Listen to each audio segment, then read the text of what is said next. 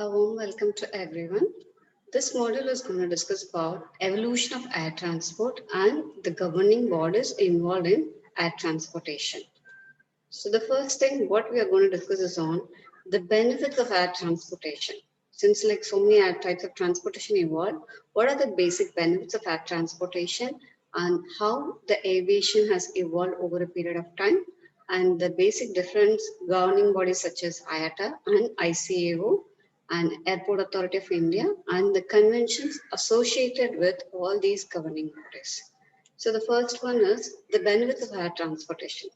Though we have various modes of transportation such as road transport, rail transport, water transport and air transport has got more benefits comparatively with other modes of transport because the major important benefits is like the time factor. So the places can be covered in a very short span of time. You can fly accordingly to the pre-decided time schedule. Exactly, you can reach in a place when you wanted to be, and so many countries can be covered. Other transportation, you may not be able to cover all the types of transportation. And this is the best example for a long distance coverage. Because water transport, though involves long distance coverage, the time duration taken to cover will be more compared to air transportation since it covers a longer distance in less duration. And at the same time, this is like very important for transporting the perishable goods and costly, expensive, as well as the fragile goods can be transported through aeroplane, which is more affordable and at the same time, which is more safe compared to other mode of transportation. And in case of emergencies and calamities, air transportation happens to be the best ideal platform which helps the people to evacuate the people and other products also. And especially in places where the access routes are very difficult in terms of like hills or deserts or places similar to that, air transportation plays a major and dominant role in those areas. And following with this is like how history in the sense like how aviation has evolved in a period of time. So that was in 1783, Montgolfier brothers, they were the one who initiated hot air balloon concept. So a huge balloons filled with hot air was used and then tested and experimented, and it flew to a certain extent in the air. And what happened after a period of time, this hot air balloon was replaced with a gas balloon. But what happened with this concept was, though it was initially appreciated, the major drawback of this concept was that the balloons were flying in the direction of the air. So, due to which you wouldn't be able to land exactly where you wanted to, unless and until the air moves in that direction. So, after a period of time, in 1903, the Wright brothers, so I think all of us are familiar with that, Orville Wright and Wilbur Wright. They are the two brothers who came up with the technical concept involved in designing an aircraft, and they flew it and then they made it a success. But in par with this aircraft, there were something called as airships. Airships, I'll be showing you the pictures and with explanation. And this airships was also on a long run, but after a point of time in 1936, there was an accident that happened in Germany due to which in Hindenburg. Hindenburg is a place in Germany. Due to the accident, what happened? The airships also had a decline. And after a point of time, the commercial airlines started. And then in 1920, that was the first KLM Dutch Airlines that flew between Amsterdam and London. This is the basic introduction about how it evolved over a period of time. And these are the pictures just to give an insight. So the first flight in the form of the wings. Normally the birds has wings. So Gustav Whitehead, what he believed was the wing kind of a structure can help to fly. But this flight was also successful in flying in the air, but transporting people and other drawbacks didn't make this flight to go on a long run. And following with this, like the Wright brothers, the first flight, it's kind of a glider kind of a structure. It was not completely an aircraft. It was very less wide and only hardly 2 or 3 people can travel. So this was the first flight designed by the Wright brothers. And the airships, which I have mentioned earlier, this is the latest version of the airship. So it is something like gas-filled balloon kind of a structure, but it has its steel rods attached with them. So what happens? All the steel rods are interconnected, and inside that we have like three or four chambers filled with gases, and that gives this kind of an expansion. But what happened? That Hindenburg accident, which I said, this is the image of that. Only during that point of time, media was like into the limelight. Previously, media was not much into the limelight. But what happened? This Hindenburg disaster was captured by many of the media channels, and then it was broadcasted throughout the world, due to which the fear which people had even for flying get got more intense after this disaster, and so the airships had a decline after that. So what happened? This airship had got a hit on a tower. Since it was like kind of the gas filled one, it got accident with the fire so easily. And then this airships became a declining factor.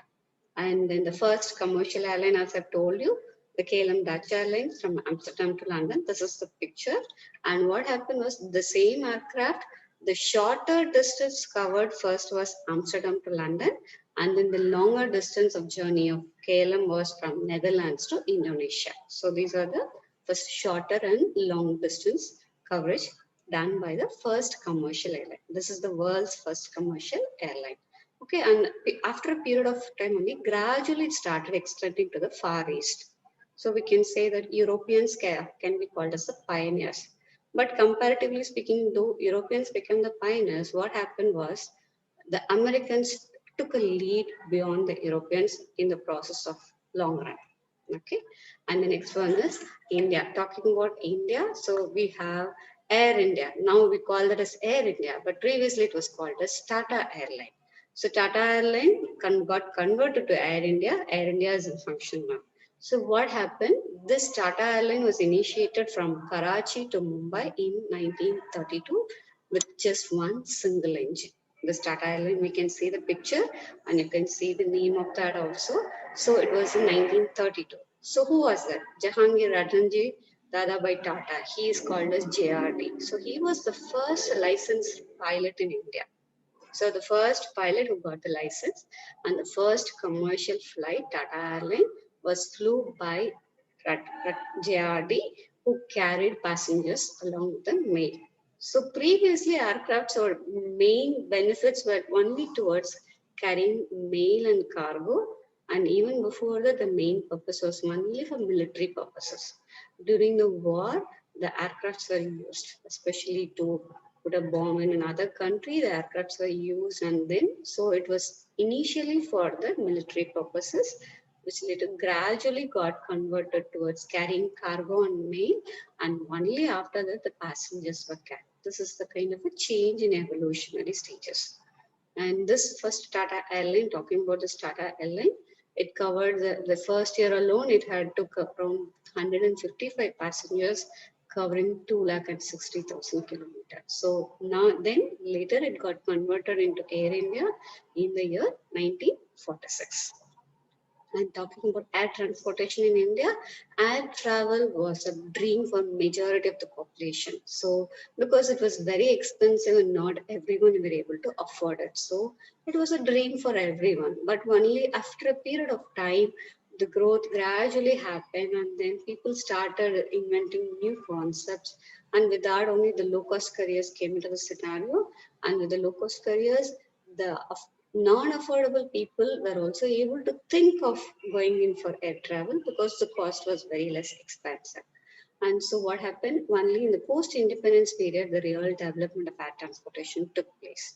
And in the year around 2004 to 5, these low-cost carriers which entered the market was Air Decon, Kingfisher Airlines, SpiceJet, Go Air, Paramount, and Indigo Airlines. These were all called as the low-cost carrier. Low-cost carrier, which is something where the accommodation in the flight, the seat accommodation alone is charged, and all the other services have to be used only by paying additional charges. So what happened? This gradually evolved, and India's aviation market is expected to be the world's third largest by the year 2024. Though we have the COVID and COVID's impact now, it is just in a short span, the last one couple of years. So obviously, after a point of time, it will revive back again into the best form, and it will get into its original form. And the estimated performance by 2024 can be easily achieved. So what happened to cater to the rising traffic? Government is also working on increasing the number of airports. So as of 2019 March, you have 103 operational airports, and this is being planned to increase from 190 to 200 by 2040. And the rising demand is also involved in purchasing the number of airplanes. Okay, in 2018 itself, there were nearly 620 aircrafts operated by scheduled airline operators, and it is expected to grow to 1,100 by 2027. And DGCA is nothing but the Director General of Civil Aviation, a national regulatory body in aviation industry. This is controlled by the Ministry of Civil Aviation. And this aviation controls the autonomous organizations that we'll be discussing in the next upcoming slides. So autonomous institutions such as Airport Authority of India. So we have DGCA, Ministry of Civil Aviation, and Airport Authority of India. So the connection between us, aviation industry's main regulatory body is DGCA, which is controlled by Ministry of Civil Aviation, and this ministry also controls Airport Authority. And following with this, the major governing bodies, which is in India as well as internationally, you can call it as ICAO and IATA, International Civil Aviation Organization. ICAO and IATA is International Air Transport Association. So the difference between these two governing bodies is that ICAO focuses mainly on airport and airline flight identification, whereas IATA is mainly focused on safe, secure, and reliable air traffic business. In a simpler term, we can say that IATA is facilitating a smooth air transportation in airline perspective, whereas ICAO is something which works between the countries and between the governments. Okay, and following that is the basic difference between IATA and ICAO. I have already given you the expansion of what is IATA and ICAO, and the year when it was launched is 1944 is ICAO and 1945 is IATA. And headquarters, it's both same in Montreal in Canada, and ICAO is a United Nations specialized agency. So throughout the world, the United Nations has launched a specialized agency called ICAO, whereas IATA is nothing but the combination of member airlines throughout the world. So many airlines joined together, and with that only IATA was coming into existence. And the major function of ICAO is it fosters planning and development of international air transport for a safe and orderly growth. Whereas in IATA, it is more focused mainly on air transportation, its safety, its regularity, and economical viability. And in fact, IATA coordinates with ICAO and other international organizations as well. And listing out the functions of IATA and ICAO, ICAO is mainly focusing on air navigation. This gives the route and its direction, and it informs the airline flights to land carefully within the airport. So the navigation. Air navigation is properly monitored by ICAO. And infrastructure within the airport as well as something which is needed for the airline is also taken care by ICAO. And inspection of flight, whether the flight is according to the standard, whether it is any expired license has got expired, and all these inspections are done by ICAO. And prevention of unlawful interference. What is this unlawful interference? Whenever an aircraft travels from one country to another country, it should ensure that it gets proper permission from the country that it is about to land. So without getting a proper approval or consent from the other countries, in that case, the airline can be sued on that stage. So in that case, ICAO takes a role in here, and it prevents these kind of unlawful interference. So without proper approval or a consent, no airline can travel to any other country or any other place. So all these will be structurally organized through ICAO and facilitation of border crossing procedure.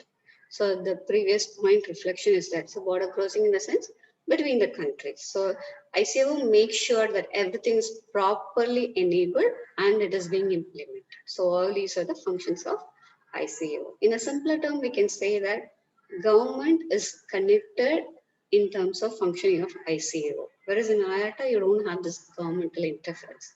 It is purely the member airlines throughout the world. So the functions of IATA, when we're talking about IATA, what are the major functions? This IATA happens to be the central source of traffic information. What is the central source of traffic information in the sense? Traffic is movement. Movement information in the sense listing about all the airlines, which airline is traveling from which place to which place, on what time, on what day. So all these database. So IATA happens to be the major source for all this information. And at the same time, it offers training programs also. It offers training program for cargo as well as the travel agents. So now we come across so many travel organizations. IATA approved travel organization. We can see that logo also. What does it mean? So IATA has approved the travel organization and it has given a consent that yes, you come across all the standards and you are able to perform well. It is similar to ISA and ISO standard. So IATA approved in the sense that is equivalent to a standardized level. Okay, and at the same time, IATA happens to be the centralized billing and reporting for agencies. So nowadays, everything has become online and the intermediary involvement is becoming very less. The passengers are directly connected with the airlines through their website and all that, through online booking platform. So the agent involvement has got reduced, but still there are traditional agencies that are working. So for all those agents, this IATA happens to be the centralized billing and reporting point. And this also happens to be a forum. Forum in the sense what? The airlines will be connected in this forum and they try to resolve all the scheduling problems. Scheduling problem in the sense if there is a change in a flight due to some technical issues. So with the help of this forum, all these are communicated to the passengers. If a flight is suspended in one particular route, that will be informed. And if a flight needs some kind of additional assistance, that will be intimated through the forum. So all these will be, it is similar to like kind of a counseling or a guidance for all the member airlines. And at the same time, this IATA also happens to be the professional legal advising forum for airlines. So for all the airlines, this gives an input on how they can perform on a professional manner. So on a simpler term, between ICAO and IATA, we can say that ICAO is something which is more connected to the government, its procedure, navigation and all that, whereas IATA is more focused towards the airlines functionality and the facilitating the airlines to go in a smoother, efficient and safe economic travel. Following that, Airport Authority of India. What is this Airport Authority of India? This is specific to India, whereas the previous ones are international. Airport Authority of India is specific to India. The main function, with the terminology itself, we can understand that talking about the airport. So in the sense, construction, modification and management of all the airport terminals, especially the both passenger as well as cargo terminal also. So when you talk about terminals, it involves both passengers and cargo. So developing and maintaining of all these becomes the major responsibility of airport authority. And at the same time, within the airport, you have runways, taxiways, hangar, tarmac. These are all the different components of an airport. So all these also are under the control of airport authority. And it provides communication, navigation, and surveillance for all the aircraft of all the airlines throughout the world. Whenever an international airline comes and lands in India, and this airport authority makes sure that they are properly navigated and guided accordingly. And at the same time, what they do is all the passenger facilities and other related amenities within the airport is also taken care. So on the whole, you can highlight it like This Airport Authority of India is completely focused towards the airport, its maintenance, its functions and modifications as well. Next one is bilateral agreement. What is this bilateral agreement? Bi means two. So an agreement between two. What is this is two different countries. When there is a kind of a communication or an understanding between two different countries, so they come up to a conclusion and they derive out of it. That is called as an agreement.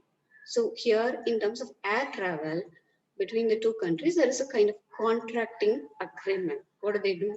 From my country, you can travel to another country. It's a kind of an understanding. So that enables to operate commercial flight to transport passengers and cargo between the countries. And also they normally regulate the frequency of travel, whether how many times in a day can we travel or weekly once. So these kind of frequencies also decided.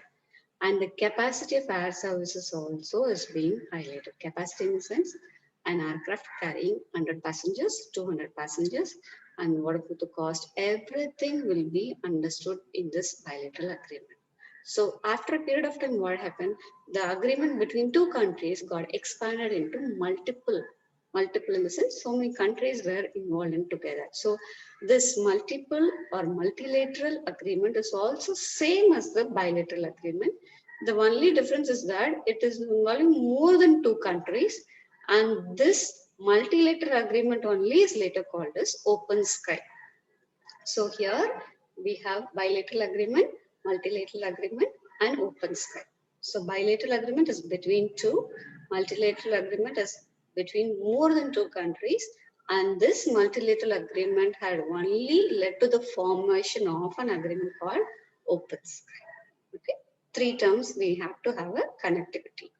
So now talking about open sky. So open sky, simply we can call it as between the two countries, and it involves more than two countries also, right? Bilateral, multilateral and open sky.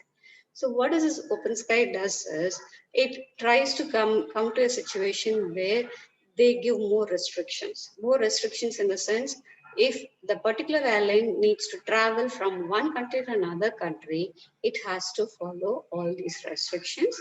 And this once these restrictions are like taken care with the understanding from the government, then there is an interventions by the government will be very less. In the sense I can travel easily. Otherwise, what will happen? Each and every country's government should be answerable. How did you travel over my country without my consent? These kind of questions will be arising. So if we go through this proper structure of open sky policy, so what will happen? This can be rectified. So this has only resulted in a kind of a concept called as freedom of air. So I want you to get clear. These are all like step-by-step manner. This open sky and it's all its restrictions and all its procedures has resulted in freedom of air. What is this freedom of air? It's nothing but when you are traveling from one country to another country, what are all the rights and privileges you have, what is to be done. Okay, if you want to fly from another country to another country, just to fly over the country. You're not landing in that country. Just to fly over the country, that is called the first freedom. So the airline should ensure that I have obtained the first freedom of air in the sense I can only fly over the country. I cannot land in that country. Wherein, okay, I have taken the second freedom of air as well. In the sense, I can fly over the country and still I can land in that country, but only for non-commercial purpose. So the freedom of air in the sense, non-commercial in the sense, some technical reasons, some failure in engine, some emergency landing, some passenger is unwell, they have to be immediately taken to the hospital. So these kind of non-commercial purposes, that particular aircraft can land in another country. So for which you need to get the consent with the second freedom of air. And then the third freedom of air is nothing but the right to disembark passengers and cargo from the home country to a foreign country. For example, from India, I'm starting an airline. I mean, the aircraft is starting from India and then it is going to Singapore. So in the sense, home country is India. So Singapore is the foreign country. So Only if I get the third freedom of air, I can take all the passengers and the goods from India. I can take them to Singapore and then I can land them in that particular country. This is the third freedom. And what is the fourth freedom? Vice versa.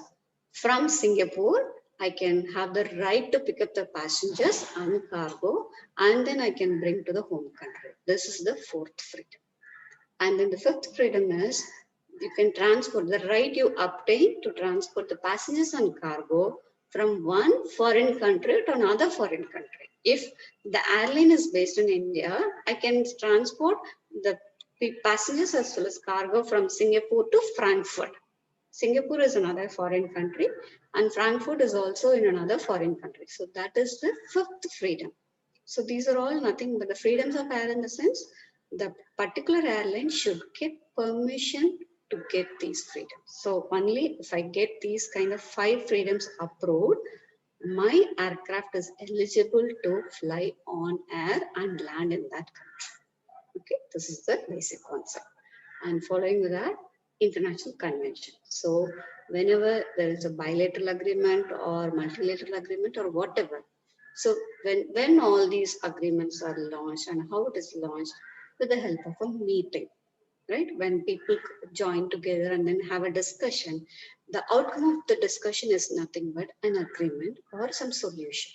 So technically speaking, we use the word convention for meeting.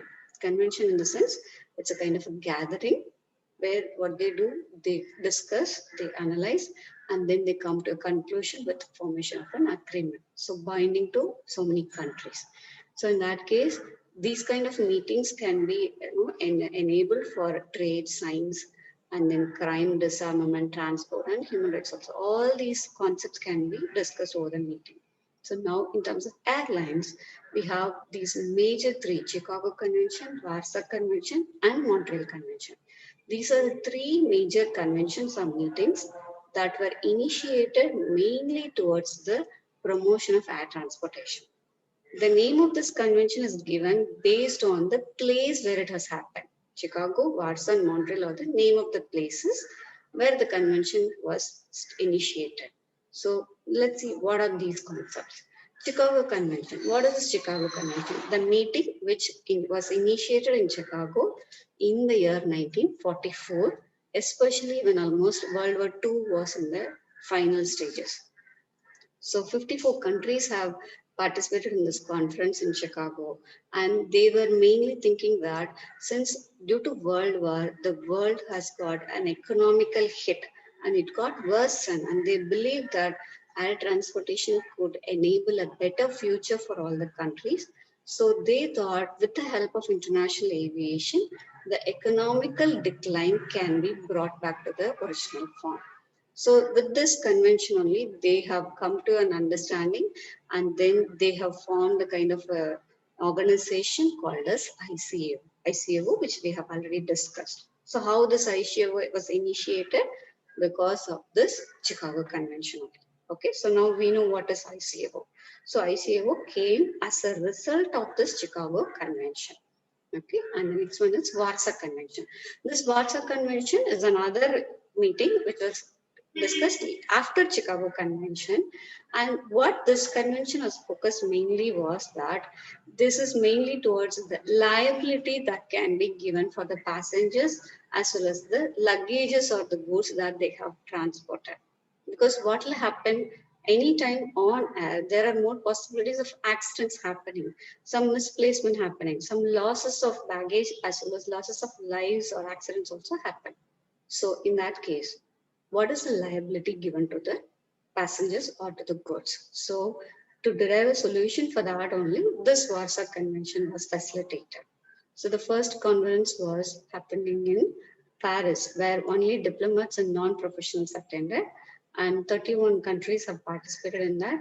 And with that, they decided that, okay, let's form a body, a governing body with all the technical and legal experts. Because in Paris, the first conference, no professionals were involved. Only the higher authorities in the government, they were there. So they decided, okay, let's have legal and technical experts. So then they were making so many modifications and changes. And then in 1929 only, they have signed in Warsaw. So this Warsaw Convention is a modified version of the Paris Convention. So first it was initiated in Paris, and then it got modified, and then it was initiated in Warsaw in 1929. And this got again so many modification, amendments and all that. And in 1975 was the one which happened in Montreal. So the Montreal Convention was the modified version of Warsaw Convention. Okay, so this was the major introduction about previous one was Chicago Convention and Warsaw Convention and Montreal. Montreal, as I said, this is a modified or amended Warsaw Convention. It was signed in 1999, and it's also called as MC with M is Montreal, C for Convention, and with the year 99. So the other name is MC 99. And in this convention, 132 countries have participated, and they have accepted also.